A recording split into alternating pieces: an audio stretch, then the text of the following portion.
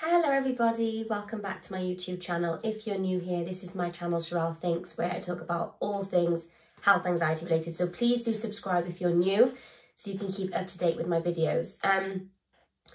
In this video I wanted to talk about the fear of ALS, the fear of twitching, and how we can learn to trust that our twitching is actually due to anxiety and not the big nasty three-letter disease that I think many of us have fallen down that rabbit hole.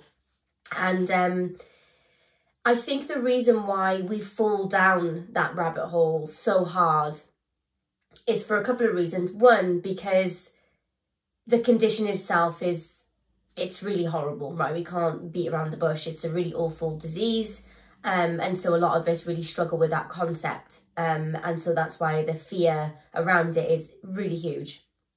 And another thing is that I feel that there's this somewhat misconception of not being able to have like a set in stone test. So like, for example, if somebody's worried that they have a brain tumour, they can just go and get an MRI and then that will give them their answers. Or if they're worried about a blood cancer, they can get a blood test. And I feel that I remember feeling this way, and I've changed my mind since, but I remember feeling that with the whole ALS thing, that there wasn't like a quick and easy test that could just give me an answer.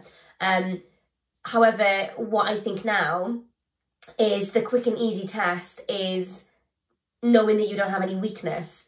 That for me in itself is like, I guess it's like, for me, the kind of the way that I describe it to my clients is, it's a bit like having a pain in your breast and you start worrying about breast cancer, and you go and you have an ultrasound and they look inside your boob and they say, there's no lump in there.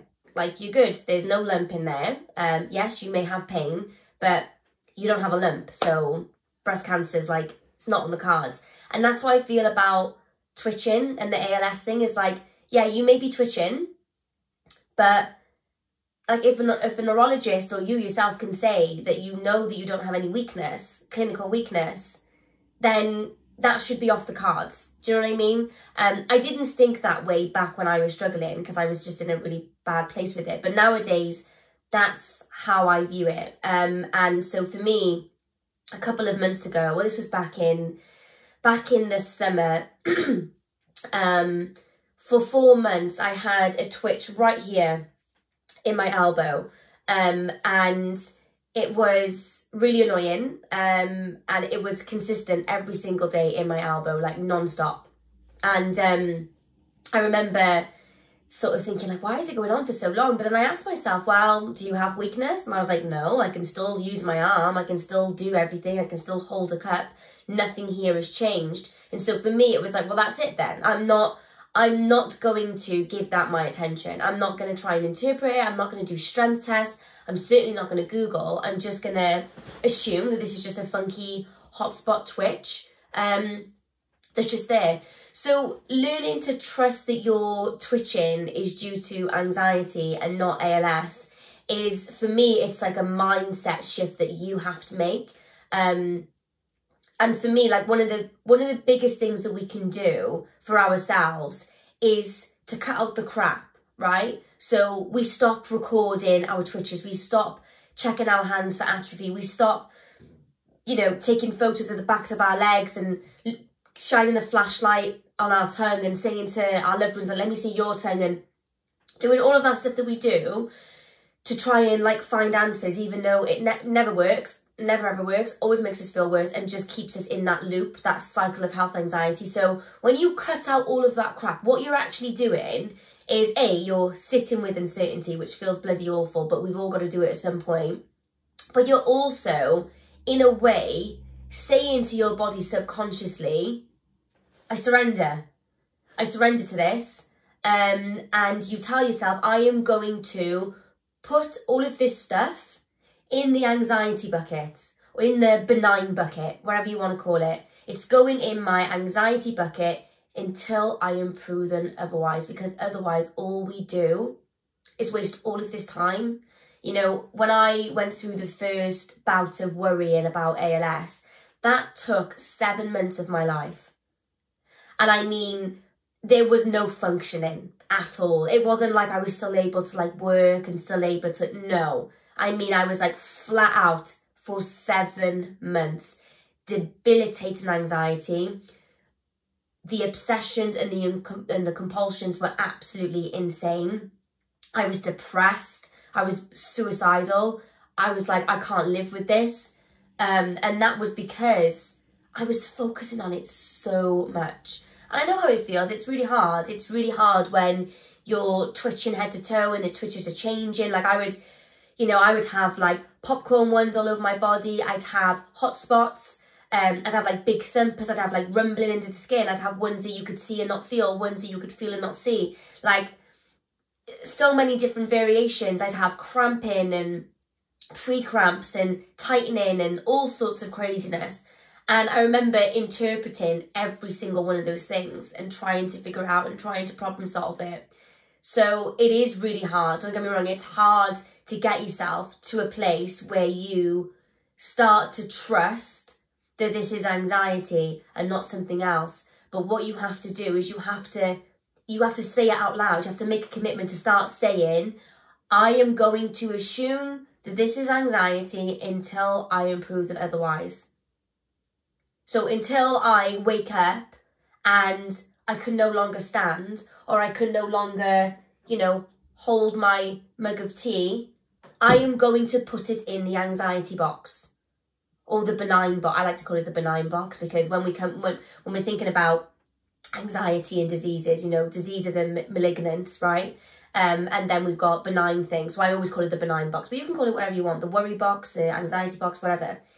It goes in my benign box until I am proven otherwise. And I do that all the time now with everything. Literally with everything. Everything that pops up, it goes in my benign box until I am proven otherwise. And I do that because I was wrong time and time and time and time and time again. And what you have to know as well is that the odds, and I know that odds mean nothing when we're anxious, it really doesn't, but you do have to know this, that the odds are so massively in your favour that this is anxiety. We have to take that on board. Excuse me. We have to take that on board as well, to know that the chances of this being what my brain is telling me that it is are so low. And we know that, you know, with health anxiety, there's a lot of cognitive changes that take place in the brain. And that is that we begin to catastrophize, we begin to tunnel vision, we begin to have this magical thinking, this what if thinking. And so essentially, when we're in a high state of anxiety, we're not thinking straight. We're almost drunk. We're not thinking straight at all. So we actually can't trust ourselves. We can't trust our thoughts and our judgments and our interpretations of things, because we're in a heightened state of anxiety where we will only see the worst. That's what happens. When your body's in fight or flight, it looks for the worst because it believes that that's going to protect you, or we need to problem solve this. And a lot of you as well, a lot of people who, you know, worry about ALS, you've seen neurologists and, you know, you've had maybe a once-over, something like that. Maybe some of you have even had EMGs. But what you have to trust as well is you need to trust the neurologist. This is what they see every single day. I know we feel as though we're these experts because we've done a bit of Googling. But when a neurologist looks you in the eye and says to you, you do not have any clinical weakness, going back to my analogy of the breast, it's like somebody saying to you, there is no lump. And I wonder if you think about that for a moment, if you imagine that you had pain somewhere and you're convinced that it's cancer, and you have an ultrasound and they tell you that there's no lump, and they show you on the screen, there's no lump here, you'd probably start worrying, wouldn't you? You'd probably think, okay, thank goodness, there's no lump. So why is it that we don't apply this to the twitching with ALS? Why do we not take that, you have no weakness, and take it as trusting as that is? Because it is such a... There is no ALS without weakness. That disease doesn't exist. Because what ALS is a disease that causes clinical weakness. That is the disease, right? So you have to start trusting what your neurologist has told you. And again, that's a cognitive change that only you can make, and it's a choice. And you might not, you know, to begin with, it might not be easy, but you've just got to say, I'm going to surrender. I'm going to allow myself to feel uncomfortable and to feel uncertain. I'm going to put my trust in this doctor or this neurologist, because the way that I'm thinking right now is probably skewed. And so perhaps I shouldn't pay too much attention to that. But I empathise with you all, because it was the darkest days of my life and I'll never forget it. And I went through it twice. You know, the first time was really bad, and then a year later the twitches came back and they were different this time. You know, they always feel different, and I had them in my tongue this time, and there was a lot more hot spots and there was a lot more going on the second time, and I fell straight back into it. That was 3 years ago. I still twitch from time to time now. When I'm stressed, I twitch. When I'm tired, I twitch. But they don't bother me anymore. I don't pay attention to them, because I've learned and I've drilled it into my subconscious that you do not have weakness. This is very common in anxiety. I speak to, you know, about 40 clients a week. And look at all of the people who have commented on my videos about twitching. Never once has a person got back to me and said, you know what, Sherelle, I just want to let you know that I did actually have ALS. Nothing. Not even MS. It's never happened. It's always been anxiety. And I've worked with a lot of people, hundreds of people who have twitching, all kinds of twitching, all kinds of neurological weird symptoms. And not one person has been diagnosed with anything. And I think that speaks volumes in itself. That goes to show, and it tells me that twitching is a very common anxiety symptom, and the world needs to start to know that. It's just as common as palpitations or dizziness or any of the other classic anxiety symptoms that we see written on the internet or in books, or the ones that doctors know. Twitching is common. It's because your nerves are misfiring, your nervous system is all over the place, your body is tense, you know, you have tension in your muscles and your nerves, and your body wants to start moving, so it twitches, because that fight or flight, that cortisol through through your body is like really pumping. And so it's no wonder that we twitch when we're anxious. I wanted to do this video. It's almost the new year, and I wanted this to, I want you to find some relief from this video, and that's what I hope I've done. But you all take care, guys. It's almost 2023. I know that can be daunting for some people, sort of like going into a new year and thinking like, how am I going to tackle it? But you put your fighting hat on and you just go head first. That's what I always plan to do. But if you like this video, please give it a thumbs up. Give me a comment down below. If you want to follow me on Instagram, please do so. My Instagram handle is the same as this one, @SherelleThinks, and I post reels every single day, 90-second reels on health anxiety. So give me a follow on there for like shorter content.